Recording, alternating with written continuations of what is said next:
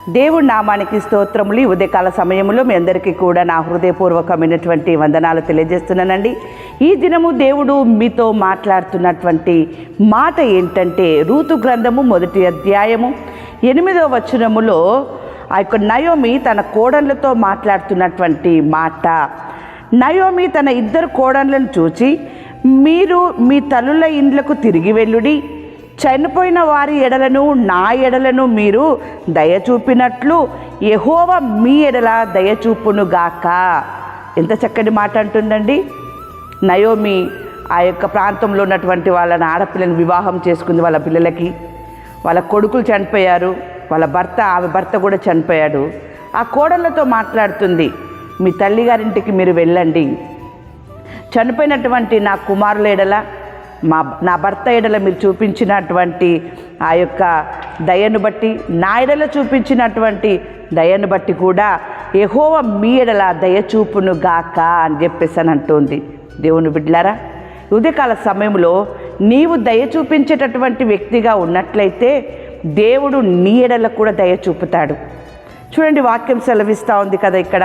ద్వితీయోపదేశ కాండము 28వ అధ్యాయము 1వ వచనములో, నీవు నీ దేవుడిని యెహోవా మాట శ్రద్ధగా విని నేడు నేను నీకు ఆజ్ఞాపించుచున్న ఆయన ఆజ్ఞలన్నిటినీ అనుసరించి నడుచుకొనిన ఎడలా నీ దేవుడిని యెహోవా భూమి మీద నున్న సమస్త జనముల కంటే నిన్ను హెచ్చించును. దేవుడు అంటూ ఉన్నాడు, ఇతరులను ప్రేమించు, దయ చూపించు అని చెప్పేసి. నీవు కూడా అలాగుననే దేవుని ప్రేమని, దేవుని దయను నీ వద్దకు వచ్చినటువంటి వారికి, శ్రమలో ఉన్నటువంటి వారికి, నీ వద్దకు సహాయంకు వచ్చినటువంటి వారికి నువ్వు చూపించినట్లయితే నీ పైన కూడా దేవుడు అదే దయని చూపుతాడు. దేవుని బిడ్డలారా, ఏది విత్తుతామో అదే పంట మనం కోసుకుంటామని వాక్యం సెలవిచ్చినట్టుగా నువ్వు ఇతరుల పట్ల ఎలా ఉంటావో దేవుడు నీ పట్ల అలాగే ఉంటాడు. అందుకే నేను మాట్లాడుతున్నాడు ఈ ఉదయకాల సమయంలో, మిమ్మును మర్చిపోని దేవుడు మీతోనే ఉన్నాడు. రూతును మర్చిపోలేదు దేవుడు, రూతుతో ఉన్నాడు. ఎందుకంటే ఆమె తన అత్తయ్య అయినటువంటి నయోమును విడిచిపెట్టి పోలేదు. దేవుని బిడ్డలారా, నయోమి చెప్పినటువంటి మాటల యందు ఆమె శ్రద్ధ నిలిపింది. ఆమెను విడిచిపెట్టిపోవడానికి తన మనసు ఒప్పుకోలేదు. నీ దేవుడే నా దేవుడు, నువ్వెక్కడ నివాసం చేస్తావో నేను అక్కడ ఉంటాను, నీవెక్కడ మరణిస్తావో నేను కూడా అక్కడే మరణిస్తాను అని చెప్పేసి నయోమితో వెళ్ళడము వలన యెహోవా ఆమె ఎడల దయ చూపించినాడు. దేవుని బిడ్డలారా, నయోమికి ఎవ్వరు లేరు, కుమారులు చనిపోయారు, భర్త చనిపోయారు, ఒంటరిగా ఉంది.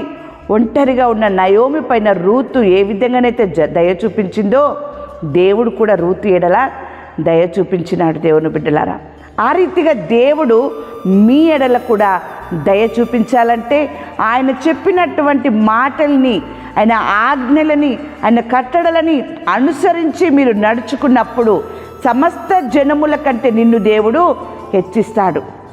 రూతు గురించి మనం ఎలాగ చెప్పుకుంటున్నాము, రూతును హెచ్చించినటువంటి దేవుడు మిమ్మల్ని కూడా హెచ్చింపజేస్తూ ఉంటాడు. దేవుని బిడ్డలారా, వాక్యం సెలవిస్తూ ఉంది ఇక్కడ. యోవేలు గ్రంథము 2వ అధ్యాయము 25వ వచనములో, మీరు కడుపార తిని తృప్తి పొంది మీ కొరకు వింత కార్యములు జరిగించిన మీ దేవుడిని యెహోవా నామమును స్తుతించినట్లు నేను పంపిన మిడతలను, గొంగలి పురుగులను, పసరు పురుగులను, చీడ పురుగులను అను నా మహాసైన్యము తినివేసిన సంవత్సరముల పంటను మీకు మరలా నిత్తును.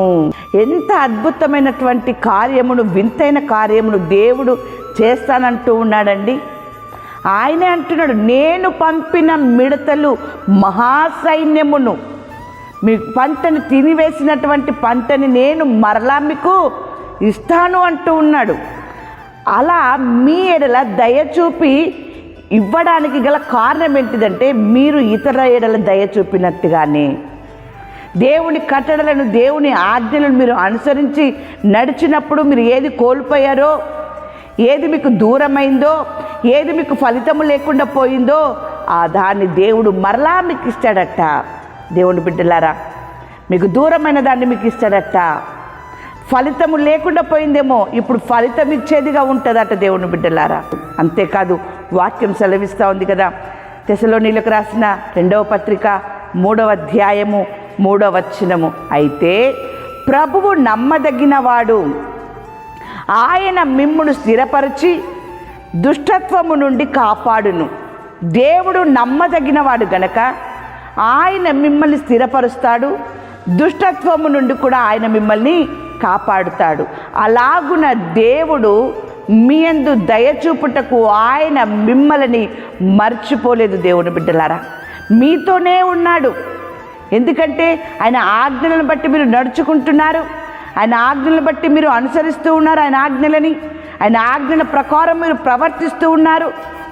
అంతకంటే ఎక్కువగా ఆయన మాటని మీరు శ్రద్ధగా విన్నారు. కాబట్టి దేవుడు మిమ్మల్ని మర్చిపోలే. దేవుడు మీతోనే ఉన్నాడు.